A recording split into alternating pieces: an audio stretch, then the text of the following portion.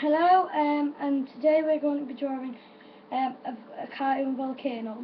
Now I've already started a bit by drawing one line for the ground, and then you need to draw your volcano, so that's just a line going up, and a line going up, with just a line there.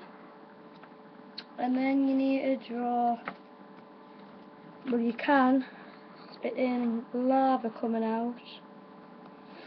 And you can do this and do a cloud to pretend that there's smoke and that coming out, and you can colour that in.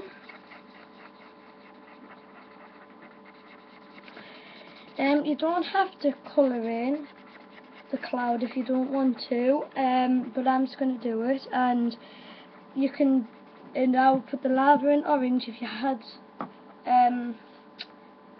coloured pencils in that. So yeah, so that's how to draw